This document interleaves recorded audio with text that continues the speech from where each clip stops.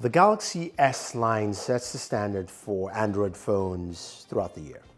Now, the S22 Ultra is no different, and honestly, I was super excited when this device was announced. I'm a Galaxy Note user, and it's everything the Galaxy Note is in all but name, right?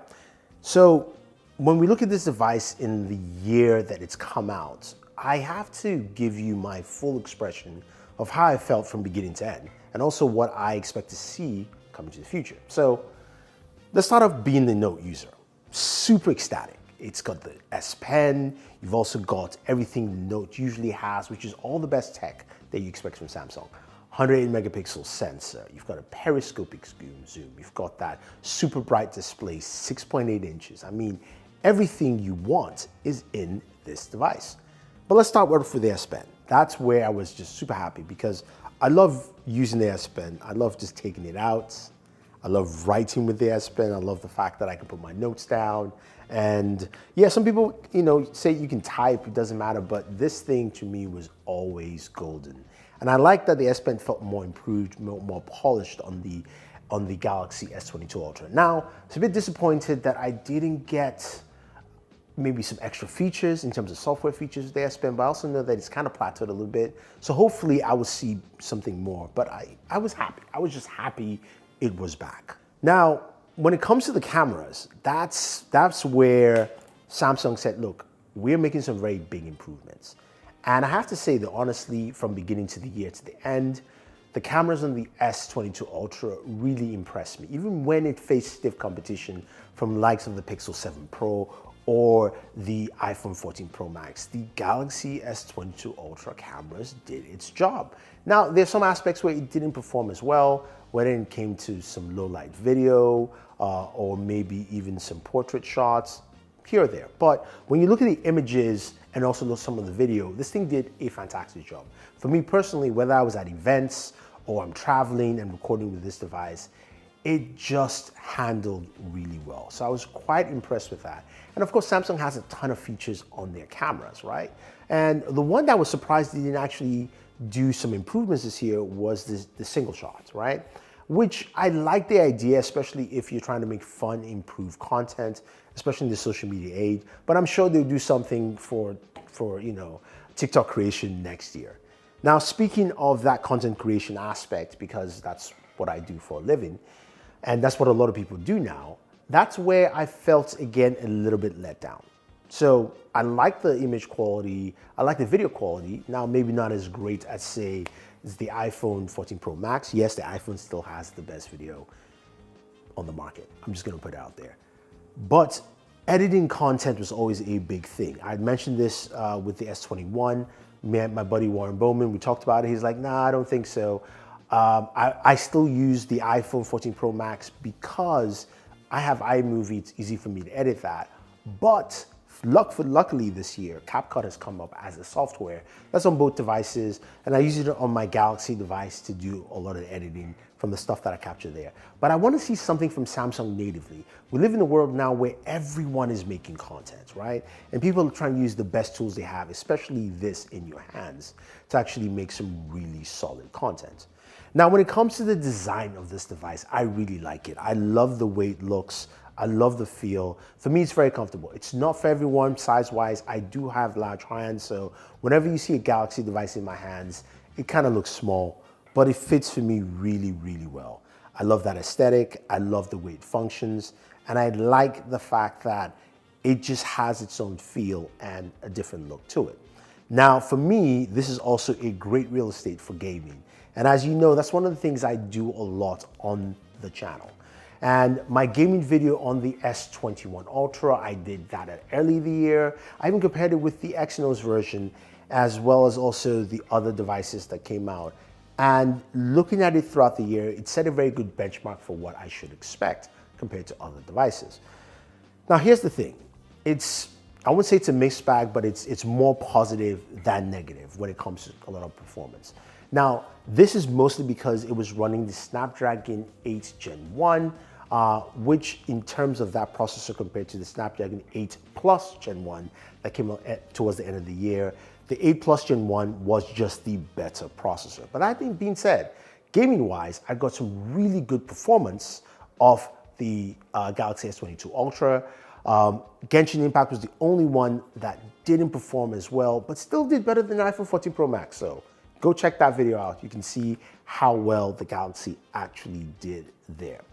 Now, when it comes to temperatures while gaming, well, that's where I was a bit disappointed. Samsung has always had some kind of special cooling on the devices, and something I didn't see as much last year.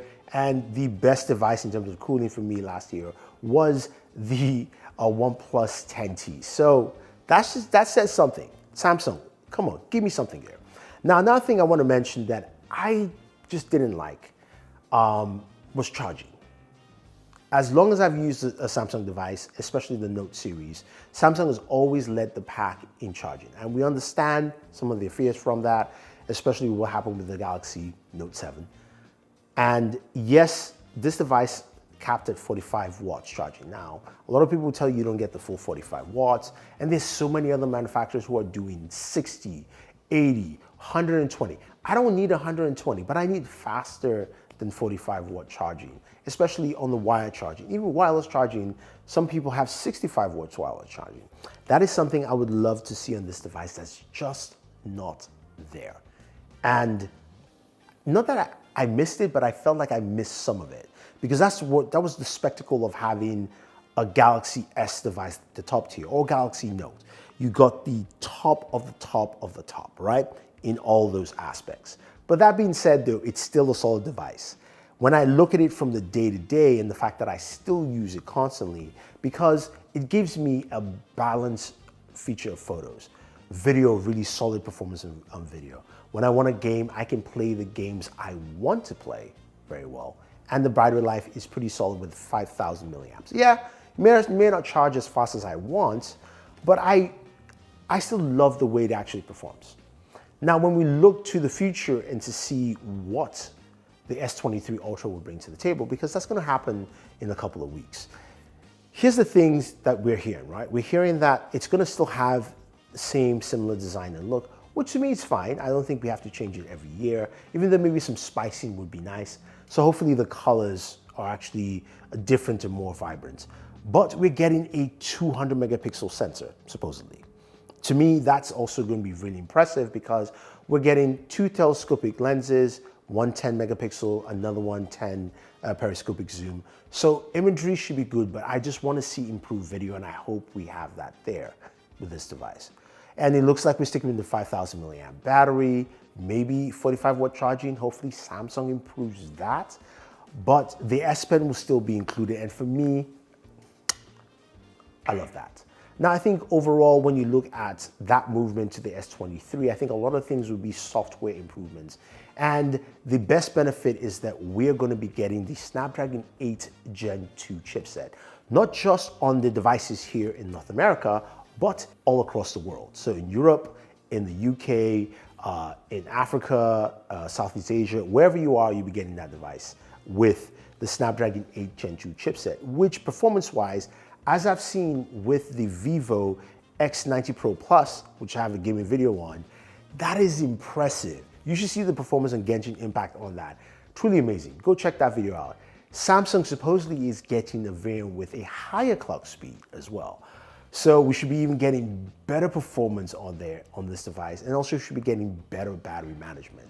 So I can't wait to see how they take what they've done from the S22 Ultra and improve it to the S23 Ultra to set a new standard and goal altogether.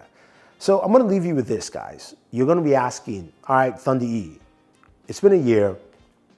Do you love this device? The answer is still yes. And it does everything I want it to do, and it's not perfect. And I think people need to understand that that's always the case. But if you're looking to go past what you have in here, I think maybe wait till that S23 to see what the S23 Ultra has to bring to the table. And honestly, this is probably a good time to go ahead and make that reservation, because Samsung has put its reservation out. You can do that with the link down below. Get $50 off, all that fun jazz, so you can pick up your device, which most likely will be better than the S22 Ultra. So those are my thoughts, guys. S22 Ultra, a year and beyond, looking at the S23. Let me know what you think. If you have any questions and comments, leave them down below. Otherwise, don't forget to like, share, subscribe, and always enjoy your entertainment.